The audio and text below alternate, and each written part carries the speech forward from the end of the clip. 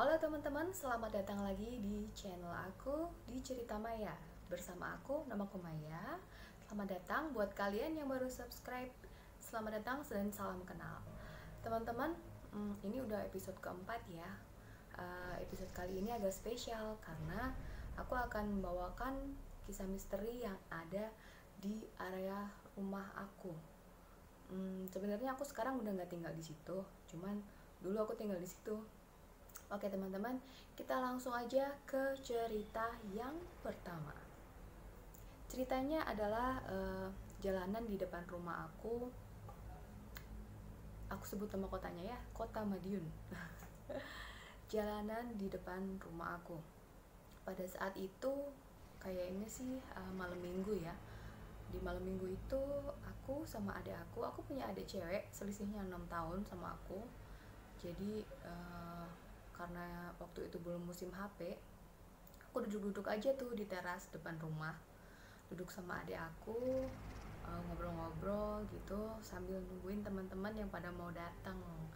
Karena kebetulan teman aku ada sekitar selisih 3 rumah dari rumah aku. Teman aku masih ngumpul di situ, di rumah tetangga aku yang ada 3 rumah itu. Teman kami sama, jadi kami sering ngobrol bareng gitu.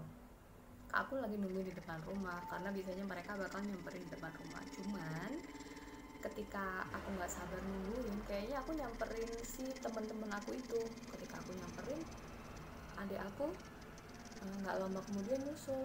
Dia cerita kalau Mbak, tadi aku lihat ada sekelebat bayangan putih lewat, nggak terlalu tinggi katanya. Kondisi jalanan depan rumah aku itu teman-teman memang agak gelap, agak redup karena saat itu ada pohon mangga yang tinggi banget dan daunnya rimbun, jadi nutupin lampu yang terang dari teras menuju ke jalanan. Kondisinya juga dibelokkan. Yang depan rumah aku itu adalah gudang kosong dan kamar mandi orang. Jadi sebelah-sebelahan dua rumah gitulah. Yang rumah sebelah sini adalah gudang kosong, sebelah sininya adalah kamar mandi orang. Yang pasti kalau kamar mandi itu nggak dipakai juga nggak dinyalain lampunya. Padahal lampu di teras itu sebenarnya terang banget, cuman ketutup sama pohon-pohon, daun pohon mangga yang rimbun yang ada di halaman depan rumah aku. Jadi agak redup. Adik aku ketakutan. Cuman ketika adik aku ngelihat sesuatu yang lewat itu, tiba-tiba temen aku bilang gini, oh iya itu nenek-nenek sih, nenek-nenek pakai kebaya, dia bersanggur, rambutnya putih, memang gak terlalu tinggi, lewat cepet banget. Cuman teman-teman aku yang lain pada kebingungan karena mereka nggak ngelihat apa yang dilihat adik aku dan apa yang dilihat dengan mata batin oleh teman aku yang satu lagi itu. Jadi begitu ceritanya teman-teman. Kalau yang dilihat adik aku itu adalah sekelebat bayangan putih. Cuman dikonfirmasi oleh teman aku yang agak peka ini bahwa yang dia lihat adalah wujudnya yang sebenarnya itu nenek-nenek, rambutnya disanggul warna putih, dia tidak terlalu tinggi dan jalannya bongkok gitu, cuman dia jalannya cepet banget dan lalu menghilang. Itu aja. Terus ada lagi cerita dari keponakan aku, namanya Edo. Saat itu Edo usia 3 tahun. Kejadiannya nggak jauh-jauh dari lokasi jalanan rumah sih. Aku sama adik aku malam minggu sedang duduk di teras depan rumah. Edo ini lagi lari-lari di gang deket rumah. Gang deket rumah itu bisa kelihatan dari teras rumah aku. Jadi kami nggak perlu sampai ngikutin si Edo, kita bisa ngelihat Edo posisinya di mana, lagi ngapain, kita bisa lihat dengan jelas. Karena memang jalanannya terbuka, walaupun ada pagar di antara rumah, cuman pagarnya itu apa ya, dari kayu yang kecil-kecil itu dan renggang-renggang gitu loh teman-teman, dan pagarnya nggak terlalu tinggi, jadi bisa ngelihat si Edo dengan baik. Kemudian nggak lama Edo lari-larian di gang itu, aku jadi pengen ketawa karena kebayang ekspresinya si Edo. Oke, seharusnya ini serem sih, seharusnya ini cerita serem, cuman aku jadi kebayang ekspresinya jadi ketawa. Si Edo itu langsung lari, nangis dari gang itu, lari kabur nangis ke arah kita. Kita yang kebingungan langsung tanya dong, kenapa kenapa nangis, ada apa gitu ya. Dan si Edo yang sambil sesenggukan dia bilang, aku lihat ada adik kecil, serem di situ, gundul katanya. Jadi dia lihat, menurut Edo yang umur 3 tahun itu mungkin ceritanya terbata-bata dan belum bisa menjelaskan dengan detail. Dan mungkin saat ini anaknya juga udah lupa wujudnya si adik kecil gundul yang serem itu. Edo, buat kamu yang nonton ini, mungkin kamu masih ingat apa enggak? Kalau ingat komen ya, Dok. Dan sekarang si Edo udah gede sih, udah kerja. Jadi itu cerita udah lama banget dan aku udah agak-agak lupa. Cuman ketika adik aku ceritain, dulu pernah ada kejadian ini dan pernah ada kejadian itu, akhirnya aku tertarik buat masukin ke YouTube aku ini. Teman-teman, kalau di rumah teman-teman gimana? Apakah ada kejadian-kejadian aneh juga? Coba dong sharing ke Instagramnya aku di cerita_maya. Nanti biar bisa aku bawain di sini dan bisa didengerin oleh teman-teman penikmat cerita horor dan cerita misteri. Oke teman-teman, cerita yang ada di sekitaran rumah aku di waktu aku kecil cukup 2 cerita, dan akan aku lanjutin lagi di cerita yang dialamin oleh sepupu aku. Namanya Ami. Dia punya anak bernama Ocha. Kejadiannya belum lama ini, kira-kira sekitar seminggu yang lalu deh. Ini sama Ocha sedang mau beli nasi goreng di depannya salah satu SMA yang ada di kota Madiun. Aku kasih clue deh.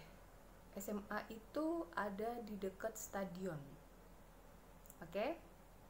Ami sama Ocha beli nasi goreng. Ami ini ibunya ya. Kalau Ocha ini anaknya yang masih SD. Terus setelah membeli nasi goreng, otomatis dia pulang.